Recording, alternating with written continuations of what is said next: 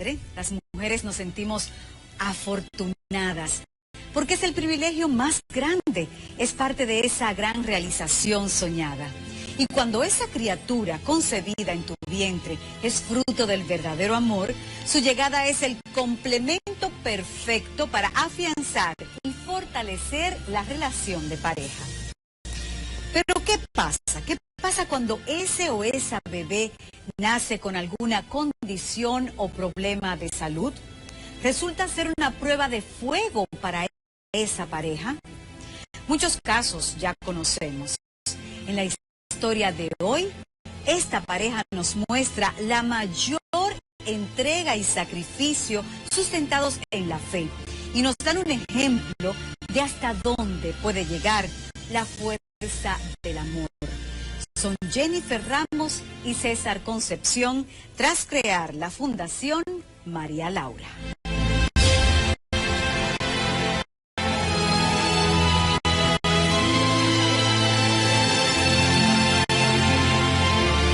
María Laura realmente fue una niña deseada, anhelada y muy buscada. Nosotros teníamos año y medio, año y 8 meses de casados, cuando decidimos que queríamos tener un hijo, queríamos ampliar la familia. Y lo habíamos postergado por temas de trabajo. Entonces yo siempre he sido una persona muy planificada, muy organizada, y yo entendía que inmediatamente nosotros decidiéramos, pues ya eso iba a ser como un hecho. Su primer niño varón, yo siempre anhelaba tener una niña. Y era eso mismo, de que yo quiero una niña y que sea bien bonita para yo llevármela a todos los sitios, yo llevármela a los malls y así sucesivamente. Ella llevaba una vida muy agitada laboralmente y cuando deciden que debe tomar un descanso, entonces recibe la noticia del embarazo.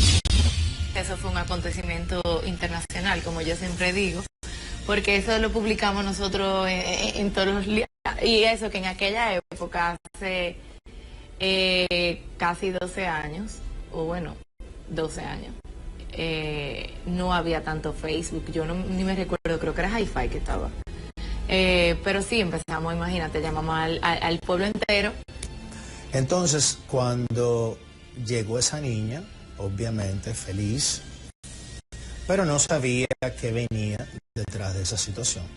Aunque la felicidad los embargaba, no todo fue color rosa, ya que desde un principio se vislumbraban inconvenientes. Tuvimos algunas situaciones, porque aunque a inicios del embarazo nos dijeron que había una situación como que había que darle seguimiento, que no veían algo bien, pero a las 8 semanas de embarazo, a nosotros nos causó como suspicacia porque tan pequeño que se puede ver. Nos dijeron que la niña venía con el pliegue nucal engrosado. Pero a las 9 semanas nos dijeron, otro doctor nos dijo que todo estaba normal. Durante los 9 meses los estudios fueron permanentes y cuando María Laura nació tuvieron que dejarla en incubadora por 48 horas. Cuando la niña dormía se daba como unos sustos. Y eso a mí me empezó a llamar la atención. Era muy frecuente, era todo el tiempo como un espanto, como dicen comúnmente. Y en la noche de ese mismo día, cuando entonces ella recibe el reporte, dice que lo que la niña tiene son convulsiones, que la niña convulsiona y que había que medicarla para convulsiones. Varios médicos vieron a la niña, pero no encontraron nada anormal. Así que a los 2 meses de nacida decidieron llevarla a los Estados Unidos. Allá le hacen una evaluación más amplia, se le hace un cariotipo, pero nosotros venimos de allá felices porque dicen que no, que la niña no tiene nada. Nosotros venimos que la niña ya sí estaba un poquito como blandita, el término es hipotónica, le faltaba tono muscular, pero que ellos lo atribuían a la cantidad de medicamentos que la niña estaba tomando. Regresan al país animados y muy atentos a cualquier detalle, sin imaginar que la batalla apenas comenzaba. Y el doctor nos dijo, mira, en 1 mes y medio ustedes van a empezar a notar el cambio, la niña ya va a estar más alerta, más despierta, y definitivamente sí, podemos decir que la niña estaba más despierta, más alerta, pero su cuerpo no correspondía con su cara. Sus ojos súper vivos, súper expresivos, agresivos, pero entonces ella no empezó a hacer las cosas que un bebé de 4 meses hace. A moverse, a levantar, sostener el cuello, a levantar la cabecita, ella no hacía nada de eso. Ante esa situación le indican terapias que daban como resultado cierta mejoría. A los 8 meses es consultada con una neuróloga francesa que visitaba el país. Dimos con ella y antes de que ella venir nos había recomendado varios estudios y se los hicimos todos. Y cuando ella viene, ella me dice, bueno, mira, la verdad, todo normal. Sí podemos decir, o sea, que progresó, bueno, ella se volteaba, ella agarraba mejor, sostenía, si tú la sentabas, era capaz de sostener más tiempo su cabecita levantada. O sea, realmente ella mejoró o se mantuvo, digámoslo así, o sea, no empeoraba. A los 2 años y medio inscribieron a María Laura en la escuela, asistida por una enfermera. Pero un día llamaron a Jennifer de emergencia. Sabremos qué situación se presentaba luego de los comerciales.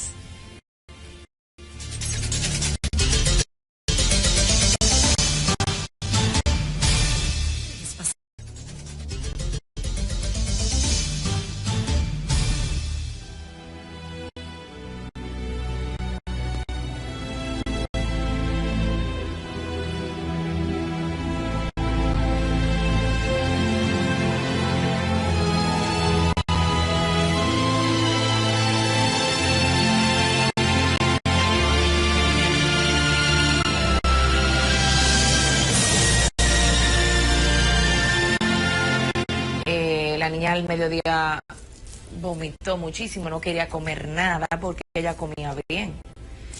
Y yo me quedo observándola y a las 4 de la tarde tiene una fiebre en 40 casi. Y yo salgo corriendo de nuevo para el pediatra. Me dice, no, pues pareciera que está haciendo, tú sabes, algo más complicado, vamos a ponerle un antibiótico, la inyectan un antibiótico y me vengo para la casa. Y nada, la evalúan, vamos a hacer una radiografía. Tú sabes, como medida de precaución, que todo está normal. Cuando llegamos a la sala de la radiografía, tú sabes que siempre son como unas luces bien blancas. Y me dicen, no, pero esta niña está morada. Tuvieron que internarla ya que no le llegaba suficiente oxígeno al cerebro y mientras estaba en cama dormía todo el tiempo. Ya son las 8, las 8:30, la niña se despierta. Cuando de momento se llena la habitación de médico, neurólogo, y yo, no, Dios, César, ¿qué es lo que está pasando? Salgan, no sé qué, la niña estaba en coma. La niña había hecho un coma por acidosis respiratoria, o sea, por una concentración de CO2. A medida que pasaban las horas, el cuadro clínico de la hija de Jennifer y César empeoraba. Incluso un infectólogo amigo de la familia tuvo que dar su opinión. En la tarde, la niña grave, entubada, muy mal, con un pulmón ya así, que no estaba funcionando. La tienen sedada completamente sedada. Y él dice, mira, aquí hay un hongo. Ella tiene una infección por hongo también, aunque no salga en ningún cultivo. Las oraciones de amigos y familiares, sumadas a las atenciones médicas especializadas, no podían detener el desarrollo de una enfermedad desconocida. Pasan los días, por tanto tiempo ingresada, ya tenía, qué sé yo, 13 días, deciden que hay que hacer una traqueotomía, que era necesaria, nosotros estábamos negados, pero ¿qué vamos a hacer? Pues que se la hagan. Luego la niña hace un paro respiratorio, o sea, cardiorrespiratorio, la niña luego hace una septicemia, o sea, como tenía catéter centrales por la cantidad de medicamentos y las veces que sale sangre y todo lo demás, la niña hace una septicemia, hizo lo que se llama un neumotórax, que es algo grave, que eso es aire fuera del pulmón, entre el pulmón y el corazón. Después de casi 2 meses ingresada, se vieron en la necesidad de llevarla nuevamente fuera del país. Allá, cuando la reciben, lo primero que nos dicen es, miren, esa niña no va a salir del ventilador, ella va a ser ventilador dependiente. Si usted quiere, es su decisión desconectarla. Realmente, ya que ella estuviera viva a ese momento era un milagro, porque clínicamente, con los 2 pulmones sin funcionar, no era posible. María Laura permaneció en cuidados intensivos 9 días más, pero a los 4 meses, cuando retornan a la casa, al otro día hubo que internarla otra vez. Enfermedad a 24 horas en la casa, para nosotros poder hacer una vida normal, hasta para ir al supermercado, porque yo no la podía dejar con cualquiera. Ya luego María con cumpleaños, la sacábamos a sus terapias, que algunas eran fuera de la casa, otras volvimos a nuestra vida de terapias con sus 9 terapeutas. La niña no caminaba ni hablaba, pero tenía una forma muy particular de comunicarse.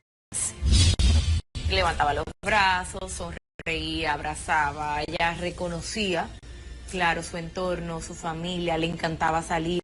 Si no te digo que cuestioné mucho a Dios de por qué a mí, o sea, por qué yo que anhelé tanto esa niña, pero yo la anhelé sana.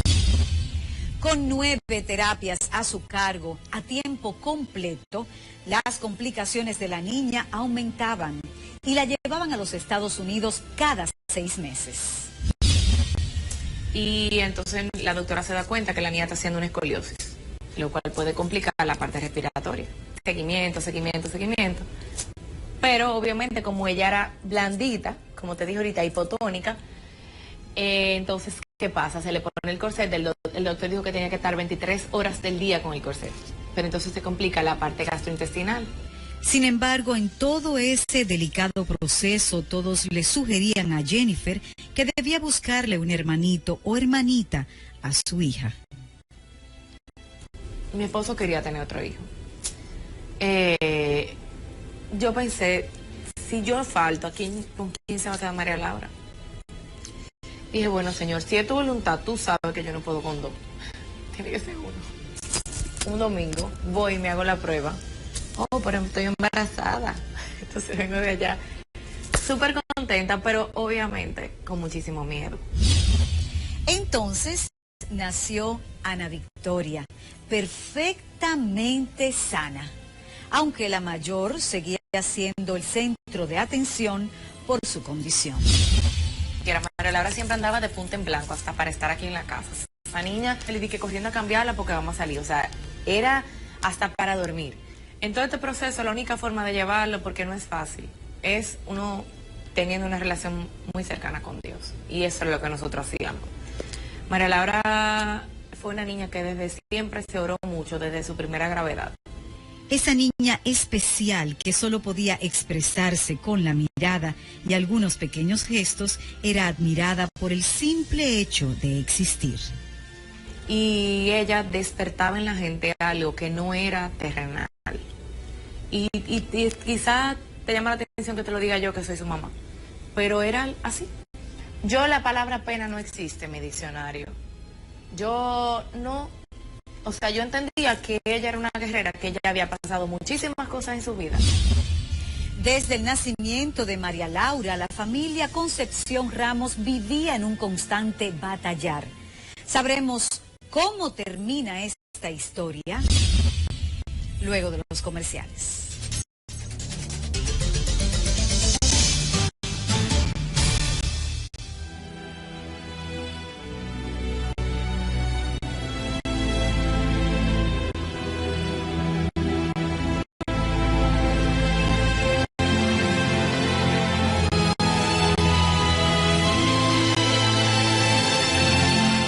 En muchas ocasiones, hasta le llegué a decir payaso, Dios, oye, tú lo que eres un payaso, porque tú no, o sea, tú no, nosotros hacemos todo para que esa niña, para que tú hagas el milagro, pero no había forma.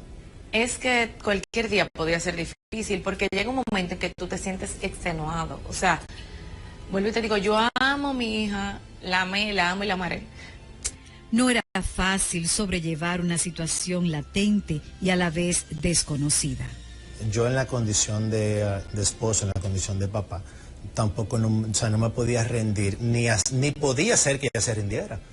Pero no era fácil, porque tú te cansas de luchar tanto y de que los resultados, porque aunque obviamente ya no empeoraba, digámoslo así, ya no habían, después de cierta edad, ya no habían tantos progresos. Entonces uno se va desgastando física y emocionalmente. La enfermedad de María Laura se expandía por todo su cuerpo y ningún medicamento ni cirugía parecían dar resultados. Luego te contaba que entonces nos dijeron que había que operarla de la columna. Ahí viene otro tema. Una operación de columna larga. Ay, Dios mío, pero bueno, ¿qué es lo que hay que hacer? Hay que hacerlo. O sea, nosotros siempre decíamos, eso es lo que toca, pues vamos arriba. Nos dijeron que ya en 6 meses había que hacerlo, no más de 6 meses. Y en marzo de este año, hizo 2 años que lo operamos de la columna. Una operación riesgosísima, columna completa, porque... La cirugía de la columna duró 7 horas y se vio muy grave. Al mes y medio regresaron a la casa, pero a ciencia cierta, los problemas eran interminables. Noviembre del 2014, enero del 2015, ella empezó con convulsiones recurrentes, convulsiones reales, y la tuvimos que ingresar por eso. Eso fue una de las etapas más difíciles para mí, porque más dolorosas, porque lo que nos dijeron fue que su cerebro estaba atrofiándose. Pero yo, cuando venían a orar por ella, yo decía, mira, lo primero que vamos a orar es porque ella sea feliz. Porque ella yo la veía que su sonrisa no era la sonrisa que ella siempre tenía, ella sonreía como para complacernos. Luego presentó una aparente pancreatitis medicamentosa. La ingresaron a la clínica. Después de una transfusión de sangre, se normalizó. Y yo la encuentro sonriente. Y yo le digo, wow, María Laura, pero gracias a Dios. Y me dice la doctora que amaneció de cuidado intensivo la niña. La sané.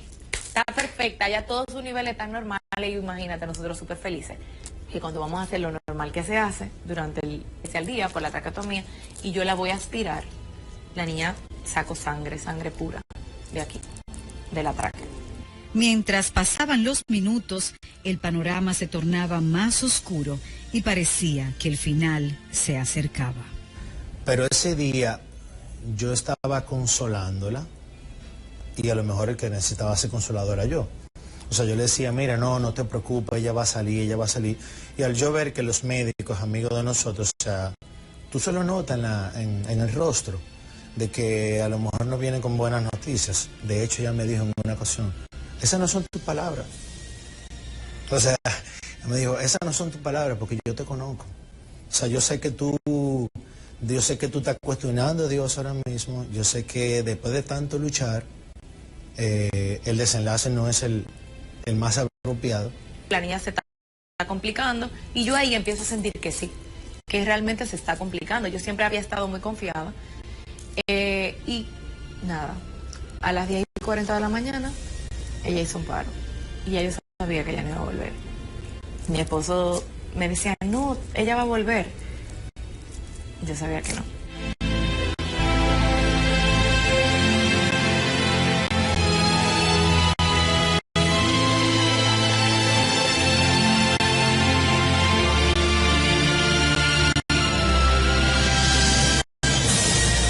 Te quitan un pedazo. Tú aprendes a vivir con el dolor. Pero nosotros somos así, o sea, nosotros cada día de igual forma, le damos gracias a Dios por ese regalo que nos permitió cuidar por 10 años y 8 meses. Es que describir lo que uno siente con la muerte de un hijo no es posible. O sea, es algo que yo voy a tener mi vida entera. O sea, yo he hecho una vida normal a partir de ahí y nunca me he quedado aquí como llorando mi pena. Que yo entendí que eso fue un regalo de Dios, o sea, eso fue un ángel que Dios nos regaló, nos prestó por 10 años y 8 meses para que nosotros seamos su custodia. Para ella, para mí, un regalo. Un regalo inmerecido de Dios para mí. El diagnóstico de la enfermedad de la niña todavía es desconocido. Por esa razón, Jennifer y César crearon la Fundación María Laura. El objetivo de la fundación, entonces, es que niños con alguna condición de salud que haga diferente sus capacidades podamos ayudarlos en ese diagnóstico y en ese educación a la familia de cómo tratarlos, de qué hacer con ellos. Y que siempre un papá pueda decir, lo hice todo. Que nunca se rindan, que luchen hasta el final. Muchos de ustedes tendrán esa sensación de derrota, ese pensar, tanto luchar y la perdieron. No valió la pena, pero ese no es el caso de esta pareja. A veces me sentía derrotado, porque a lo mejor para un niño decir hola puede ser normal. Para María Laura, o sea, yo nunca lo sentí, nunca lo viví, nunca tuve ese privilegio. El dolor a mí no se me va a quitar. Eso es algo con lo que yo voy a vivir mi vida entera y yo creo que es lo que le pasa a toda madre que pierde un hijo. Ahora, sentirme víctima, nunca. Agradecida. María Laura transformó sus vidas. Son más sensibles al dolor ajeno y mucho más fuertes ante cualquier adversidad. Su amor es una fuente inagotable de servicio y entrega. Crear esta fundación para seguir investigando sobre la condición y ayudar así a otros padres que como ellos pasan por la misma situación con esa angustia de no conocer causa, origen ni solución, habla mucho de estos dos corazones dispuestos a mantener vivo el recuerdo de su hija y ese propósito de María Laura en sus vidas. Gracias, gracias por contarnos esta historia. Todo mi cariño y admiración para ustedes dos. Y por supuesto, a ustedes las gracias infinitas por esa sintonía permanente en Cuéntame tu historia.